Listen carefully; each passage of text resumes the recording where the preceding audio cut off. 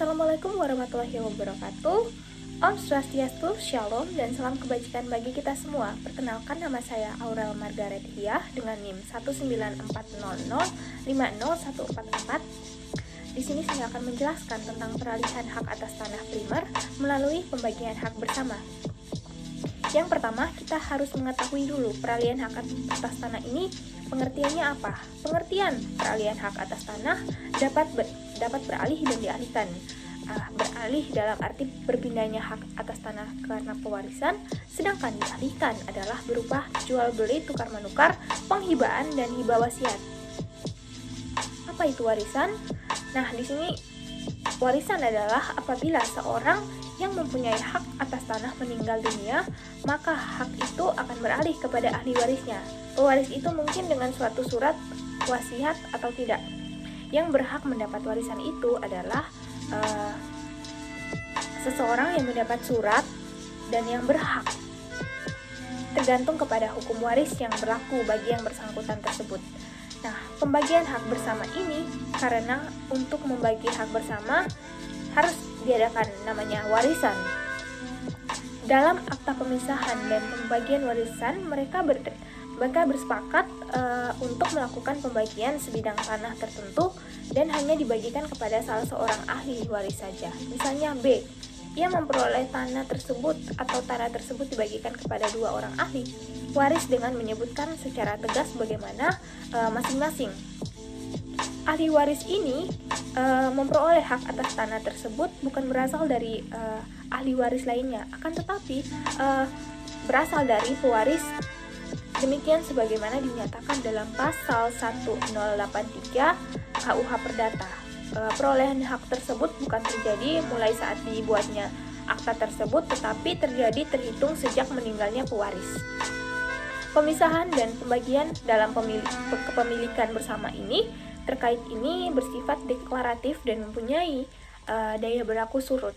Jadi di sini peralihan hak atas tanah ini terjadi dari pewaris kepada ahli waris yang memperoleh tanah tersebut, bukan dari para ahli waris kepada ahli waris yang memperoleh tanah tersebut. Hal ini yang mungkin kurang dipahami sebagai pejabat BPN, tetapi pejabat berkaitan dengan pelaksana pembayaran BPHTB, notaris, dan PPATB.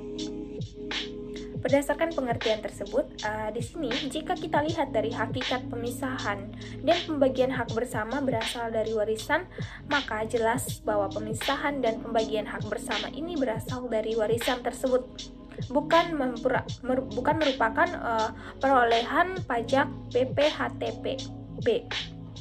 Karena hal tersebut ini tidak dapat peralihannya hak dari ahli waris ini yang terjadi kepada satu ahli waris lainnya yang di dalamnya adalah peralihan hak dari pewaris langsung kepada ahli waris dan memperoleh tanah tersebut.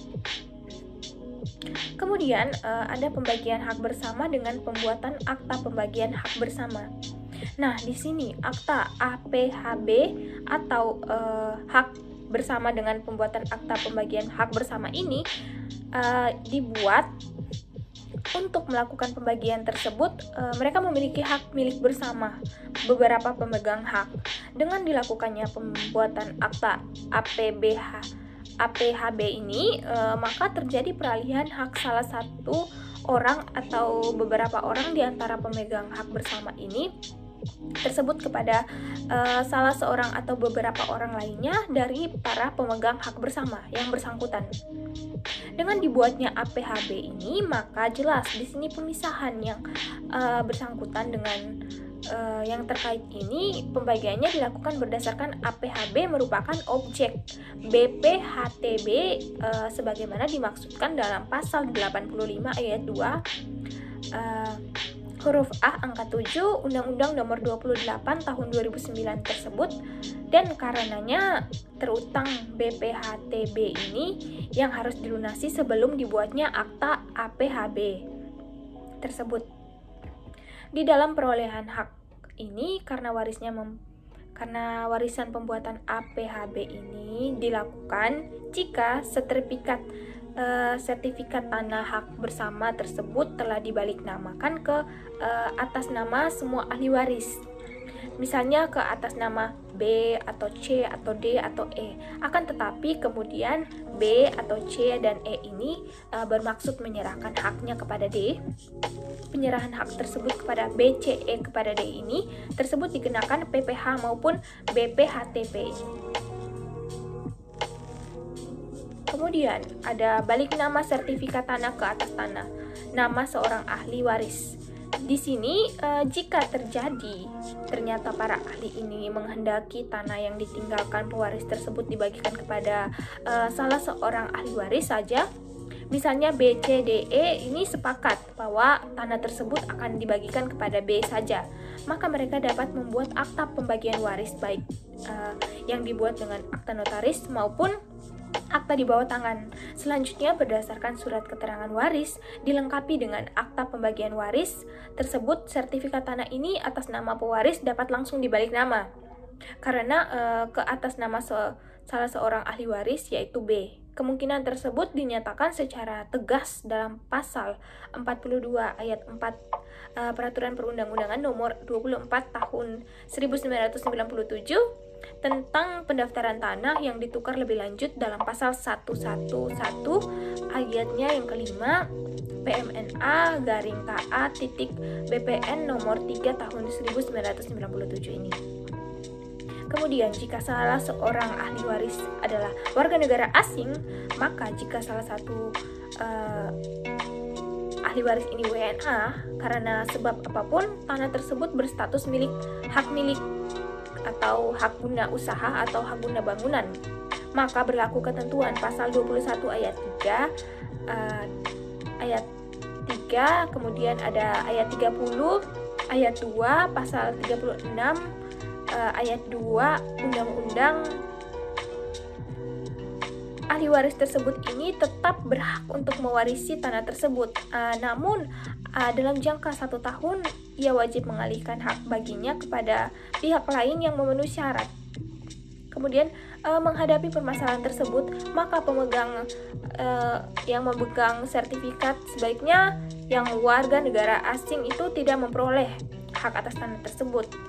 Karena jika terjadi tanah tersebut dibagikan kepada ahli waris yang warga negara original atau warga negara Indonesia, sehingga sertifikat tanah tersebut dibalik nama atas warga negara Indonesia. Penyelesaian ini yang disarankan ini yaitu ahli waris warga negara asing membuat akta penolakan harta peninggalan, dan penolakan yang ia lakukan ini hanya semata-mata agar tanah warisan tersebut dibalik namakan ke atas nama ahli waris yang lain dan segera dijual, dan ahli waris yang warga negara asing ini dapat menikmati warisan dari hasil penjualan tanah dan bangunan tersebut, teman-teman.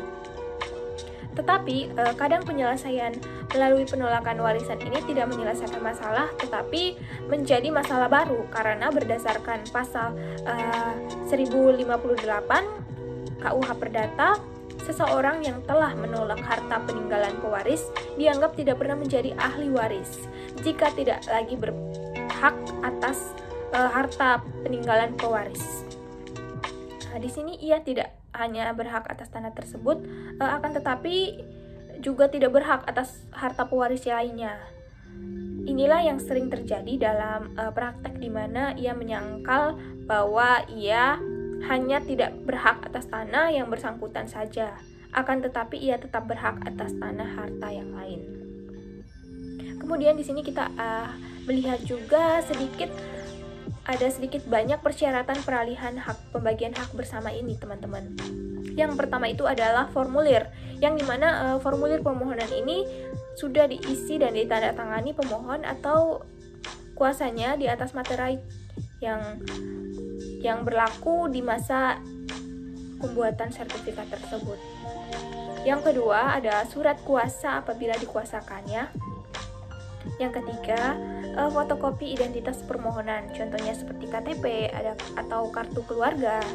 Dan kuasa apabila dikuasakan sama halnya juga harus memfotokopi dan memberikan identitasnya. Kemudian identitasnya itu dicocokkan dengan aslinya oleh petugas loket jika tanah bangunan tersebut pemiliknya adalah badan hukum. Oke. Yang kelima ada sertifikat asli.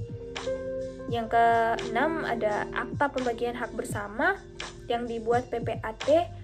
Dan yang kedelapan, izin pemindahan hak apabila di dalam sertifikat atau keputusannya dicantumkan tanda yang menyatakan bahwa hak tersebut hanya boleh dipindahtangankan jika diperizinkan oleh instansi yang berwenang. Yang berikutnya ada fotokopi SPPT dan PBB 10 tahun ke belakang yang dicocokkan dengan aslinya oleh petugas loket. Yang berikutnya ada penyerahan bukti SSB dan BPHTB dan bukti bayar uang pemasukan pada saat pendaftaran hak tersebut. Kemudian ada penyerahan bukti SBB, BPHTB, dan bukti SSP PPH untuk perolehan tanah lebih dari 60 juta rupiah. Kemudian juga ada identitas diri jika pemilik perorangan. Ada juga luas letak dan penggunaan tanah yang dimohon. Kemudian pernyataan tanah tidak bisa bersengketa atau sengketa. Dan yang terakhir adalah pernyataan bahwa tanah bangunan dikuasai secara fisik.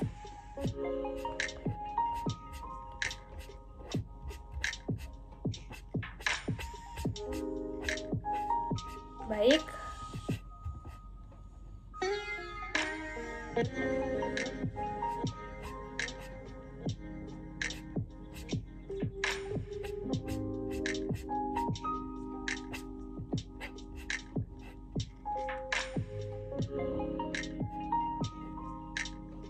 Di sini juga saya mau menambahkan akibat hukum apabila akta pengoperan hak tersebut itu berasal dari hak atas tanah yang tidak benar. Jadi di sini di dalam Undang-Undang Nomor 5 Tahun 1960 dijelaskan secara umum mengenai tujuan diadakannya pendaftaran tanah pada pasal 19 ayat 1 Nomor 5 Tahun 1960 disebutkan bahwa untuk memberikan kepastian hukum oleh pemerintah diadakan pendaftaran tanah di seluruh wilayah Republik Indonesia menurut ketentuan yang diatur dengan peraturan pemerintah. Di sini jelas sekali bahwa pendaftaran tanah diadakan oleh pemerintah ini tidak lain hanyalah untuk memberikan kepastian hukum dan perlindungan hukum kepada masyarakat luas atas hak tanah tersebut, dan melalui surat keterangan hak atas tanah tersebut bisa dengan sertifikat tanah.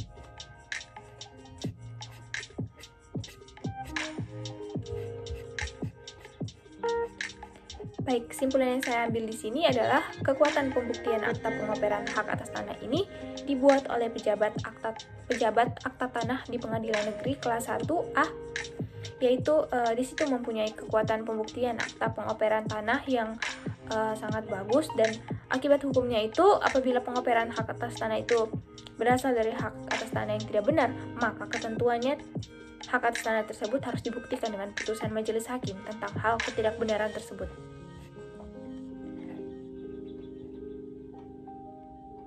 Demikian penjelasan yang saya sampaikan di materi peralihan hak atas tanah tersebut. Terima kasih.